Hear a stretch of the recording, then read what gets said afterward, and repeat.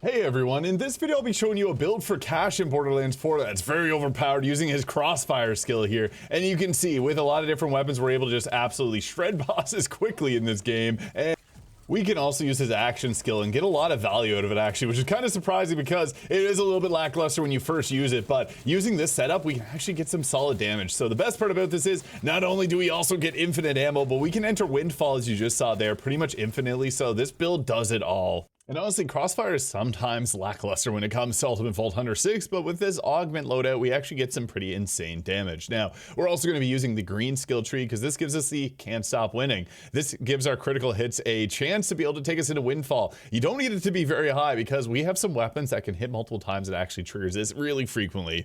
War Wagon is also how we're able to get the infinite ammo, which normally would be a problem because we can't enter windfall, but that green skill tree resolves that. We also have the nothing beats lead here. A portion of our elemental damage get converted into kinetic damage, which fuels the War Wagon so that we don't end up losing out of any DPS or ammo. We'll also be using some old favorites for weapons alongside some new ones here that just fit perfect on our setup. And to start us off from the beginning here, I really like to go with the increased fire rate with Unleash. This is good because it's going to impact us in and out of our action skills, so this is just good for the purpose of this build. Now we get our first augments. The and Hell followed with him gives us the attempt to go into our fortune, or our windfall here, and it'll give us bonus fire damage. Midnight Showdown is also kind of nice to have here, giving us increased movement speed while we're in this. I like to go with this one here in the early game. This is what I found it worked very well.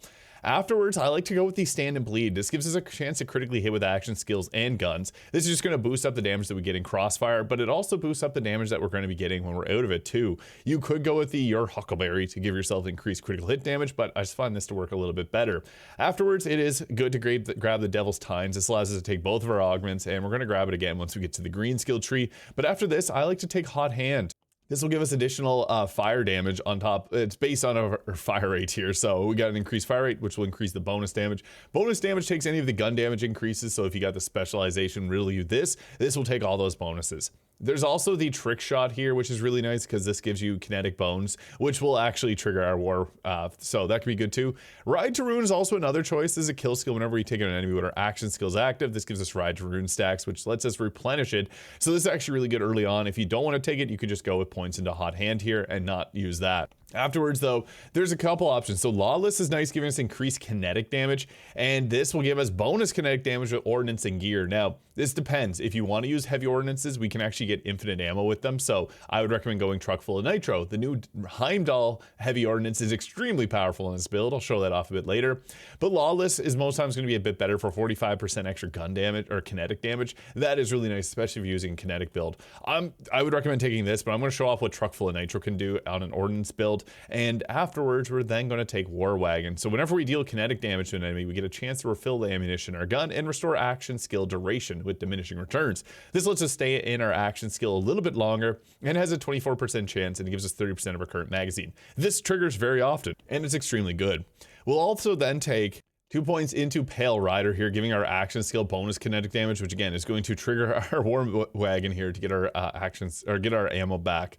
Now we could potentially take Nothing Beats Lead, but you do need one level into the Lawless there to be able to invest in this, and I think this is worth doing because it's going to take part of our elemental damage, convert it into kinetic damage, and then it's going to increase the damage that we get from it. So this can be extremely powerful to boost up our damage, especially if you're using more of an elemental damage type, because this will then give us some kinetic damage on top of it. Now with our augments at this point, I would recommend grabbing Sawed Off, which will turn them into dual shotguns. This is some pretty solid damage, and when we're in Windfall, they get an increased pellet count, which is actually very high. We also want to take Reckoning here, which will give us increased damage when Windfall is active. This damage boost is actually quite notable too, so Reckoning is extremely useful. But you can also press G to fire a splash fire ordnance rockets at enemies, and if Windfall is active, it'll give you twice as many rockets, and they do a decent bit of damage, honestly, 8,000 per pop at level 60. At this point, I would love to continue down because from Gloam to Glow is a pretty good skill, but we need to go into Windfall. So this is where we're going to add in the green skill tree here. So Luck Be a Robot is pretty solid. It's a fortune skill. This gives us increased action skill cooldown. The more fortune stacks we have, the greater the cooldown. Sweet Roll can work, but this does benefit like our Bone Totem. Same thing here. These two are more so for the green skill tree, so this one's a good option, but if you want more health, you could go with this here. Afterwards, we got choices between the Red Moon Rising. When windfall's active, we get bonus fire damage on our attacks. When windfall's active, we can get action skill cooldown rate, or when windfall's active, we can get increased elemental. I guess this isn't when windfall's active, it's just a fortune skill in general. You get increased elemental damage and chance by 20%. I think the Red Moon Rising is a solid choice with the 50% bonus damage when we're in windfall. It's just good. So this also applies to our action when we're in our action skill too. At this point, we'll take Devil's Tines and then go back here, and we're going to throw on the... We have an option here. So it's between the Show Your Marrow, which will give you increased fire rate and does actually pretty solid damage. And it gives us a chance to do the Bone Totems or Bone Shards, which will bounce around, dealing extra damage to targets. And we have a Reload Override, which makes it so we get rid of a portion of our health and increase our fire rate and give us increased damage chance of the Bone Shards happening. But in Hell followed with them is good too, because this gives us a option of bonus fire damage. But at this point, I do think Sawed Off, Reckoning, and the Show Your Marrow end up being our best choices. And we're going to continue on after here. A lot of these skills actually don't impact us that very well, honestly. It's mostly Bone Totem related, so O Fortuna can be a good choice, putting our 4 points into there. You can go for an increased duration in Windfall, which is kind of nice because it's going to impact our gun. So if you don't like to go with the increased elemental effect damage, which we don't really have that many elemental effects because we're going to convert to kinetic damage, Riding High can be a good choice too. And at this point, we can take our Can't Stop Winning. This is crucial because this gives us a chance to critically hit 2%. That's whatever. But it's the fact that we can now enter Windfall with crits. And since we're critting quite often, we're going to go into Windfall a little bit quicker. I also like to take Turn the Fate Windfall skill when Windfall's active. Cash gains a life steal. So this can be good because it also gives us Overshield Steal, which just gives us massive survivability. And it's great because we can come over here and from Glow to Glow is great. So there is options here. We can, whenever we gain a Fortune stack, gives us our action skill duration freeze, so we can stay in action skill a little bit longer with Mr. Pocket. But Unshaken gives us increased damage from all sources for every Fortune stack that we lose, so we can get 5% extra damage all sources, so Ordnance, regular gun damage, and this is actually pretty solid for 50% extra gun damage. And then we're going to take from Gloam to Glow, so a portion of our damage dealt from enemies is converted to Overshield. So when we take damage, we're getting Overshield. Whenever Cash loses a Fortune stack, shots from his guns deal bonus kinetic damage, or bonus damage equal to his Overshield. So that's why we want to have a bit of Overshield there, because we can get some crazy extra damage from that. The Overshield will be 20% of the damage taken, and the bonus damage is 100% of your current Overshield. So yeah, that is pretty solid, I'll be honest. It gets crazy. We're then going to be able to take 1 point into the Bleed the Bad. Whenever we activate our Burst Fire, we get a chance to enter Windfall. But the big thing is, whenever we attempt to enter Windfall and fail, we reset our action skill duration. It drains faster. So this can be really nice because we can just stay in our action skill so much longer if we end up not having that happen. So yeah, use your Burst Fire. If we don't go into Windfall, that's fine. It's going to keep you in that state much longer. And for our last point, if you don't have a Cursed Bones, whenever we deal action skill damage to an enemy, they become jinxed, which will make them take more damage. This is really good because we can then use this to just basically make it so that they take more damage. But I have a class mod that gives it to me, so I have it there. And for the last point, if you have that class mod, I just recommend throwing it into the Pale Rider there for the extra bonus damage. Now, looking into our class mods and what roles you can get, he's currently bugged to not have the same changes they made previously, so class mods for other classes end up dropping a lot more. The Gamer class mod is likely going to get nerfed, but this is his best at the current moment. This will also increase our fire rate, so we get that more bonus fire damage. But whenever we critically hit an enemy with a gun, we can apply bleed to them, which is nuts. And then we also have 7% chance to spawn a Chaos Totem if we take out that enemy. When Windfall is active, we double that chance. It's crazy, but it also is giving us some very valuable roles. We got Trick Shot here, so I didn't have to invest any points, which can trigger our, it does bone damage, so we can get our ammunition back this way. But it also gives us points into Tender Hearts, which will give us a chance to critically hit with our action skill. And this is a Windfall skill, so that's really nice. It also gives us increased critical hit damage by 24%. Insane. Really nice to get that deep skill. But it also gives us a Potent Posse, dealing increased gun damage, and the more Fortune stacks we have, the greater the bonus alongside that Jinx there, so the target will take more damage. And it actually stacks up quite a bit with this, but this class mod is just so crazy. You could also roll the Hooligan class mod, which will give you bonus grenade damage, so if you want to go the heavy ordnance route, this would be the way to do it. But the Gamer's just so good, especially the cracked Gamer. And for our shield, the best in slot is still the Watch for Dinner. This shield is nuts, but if you're going through mobbing, the Fireworks is solid. The new Honey Badger and the Elpis Star are cool. Elpis Star actually works really well with the Mantra because this is a fully automatic melee gun damage weapon. This will actually trigger this, and it makes meteors fall on the enemy. The damage isn't insane, but it is a fun option if you want something a little different. The Protean Cell works great too. Super Soldier, those are some other shields, but the Watch for Dinner bonus shock damage is so high. Now, depending on what we want to roll with, I really like the new Skudenshu, which is a Torque pistol. So the CROSS-FIRE is also another new weapon that's really great. And both of these will actually get benefits from this because it gives this one here, the Stud Finder, gives Torque weapons bonus 25 extra damage and 100% extra gun damage radius. This is great because with the CROSS-FIRE, it drops explosions on the ground. And when you have that increased radius, it's large enough to hit the boss multiple times. And I'll show you guys, it cheeses them really well. Another good choice is to go with like the scatter shot here. Any of the Jacobs ones are good, but the increased bounce pass is probably the best roll for that. Now, looking at Ordnance, we got the critical hit knife, which is great, but since there's this new fancy Heimdall here, that's what we're going to use. We get infinite Ordnance, so if there's any of your favorites here, there's the new Icar and the Heimdall. Those are the two heavy Ordnances that are new. Roly-Poly, Gale Force, Hail Spike, Tongue Wag, Honey Bunches, if you have it, are all solid options, but the Heimdall is just crazy. You guys will see how powerful it is. For our Repkit, triple bypass, if you got ones that increase your like splash damage or give you lifesteal, those are solid options as well.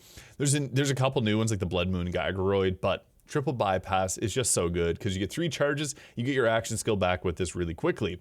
And for our firmware, high caliber is the best choice, I think, just because piercing bullets is so useful. The Dark Beast has piercing bullets naturally, but this allows us to pierce them with any target. It also gives us a gun damage increase. There's 3 points into Deadeye that gives us more critical hit damage, which is really good as well. So it's between high caliber or Deadeye. And the Risky Boots, it's not really the best option, is what I had there. But yeah, high caliber 3, Deadeye 2. And for our weapons, the Skudenshu is my new favorite weapon. You can get it with Ripper, you can get it with Jacobs. I just haven't found a Jacobs Ripper as of yet, but I imagine that's the best roll. Basically, this gun will continually create phantom guns that keep shooting at the target, and it's actually insane amounts of damage. Ripper parts is so good as you saw at the start of the video. Dark Beast, tried and true, really good weapon, especially with the shotgun loader because it'll shoot out a ton of pellets with that, and it's extremely powerful. And it's great against Bloom Reaper the Invincible because it's going to have exploding rounds. The Mantra is also fantastic. This is one of my favorite guns. It does melee damage, so you can use a specialization to boost the damage. It also triggers that Elpis Star Shield that I talked about. Jacobs and Ripper parts are the best rolls. The new Crazed Earl, however, is a fantastic option actually because it comes with Jacob and Ripper, and when you melee a target, it'll actually have it'll make the things explode and find out another target. So really great for mobbing a couple large enemies and extremely powerful. I also really like the new Flash Cyclone. It's a SMG, does cryo damage, but it has Jacobs and Ripper parts for it, so it can be really good.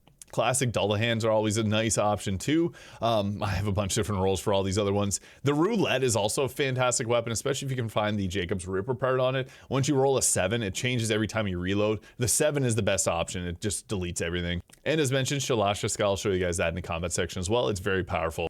And here's what I was talking about with the Heimdall weapon. So we get infinite ammo, but you have to be mindful that they have to start shooting at the target. These deal kinetic damage, so we do get our ammo back. And you can see in the bottom right-hand corner, we're getting these back so quickly. I just entered Windfall, so you can see the damage is starting to scale up. Basically, with this weapon is shooting at little heads that shoot at the enemy there. So even though I just went down here, that's not too worried because they're just shooting at him regardless. And yeah, it's insane. And here's the CROSS-FIRE. Oh my god, this is going to be really fast. Yeah, we killed that, unfortunately, very fast. This is the roll of CROSS-FIRE that I got, and it's insane. If you can get the dataless shotgun ammo and the Jacobs part on it, or his Jacobs always, but if you get the Torque part, I meant to say, this is crazy because the Jacobs makes it so that those explosions just drop to the ground, and the shotgun shoots at multiple of them. It just shreds every single thing in this game.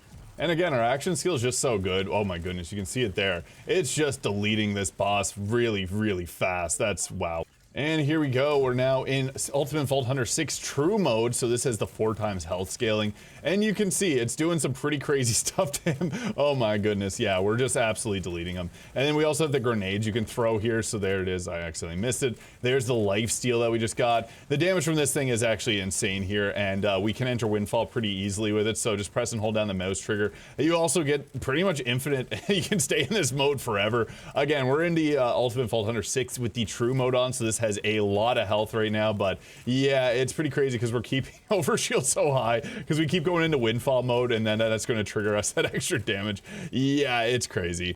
And here's the CROSS-FIRE and Ultimate Vault Hunter 6 True Mode. You can see that it just does so much crazy damage that, yeah, it doesn't let any boss have a chance, and it even staggers pretty good. So yeah, that can do some pretty nuts stuff. You got to stay away though. Like that's another thing with this, is the damage from this is so insane. Oh my god, that yeah, we somehow still have crazy overshield right now that we're not even taking damage just because we're in windfall and we're putting out so much damage that we basically can't get taken out. That overshield lifesteal is pretty nuts. Yeah, we're just tanking everything foolishly because we're outputting so much damage. It's actually kind of unfair how powerful that is.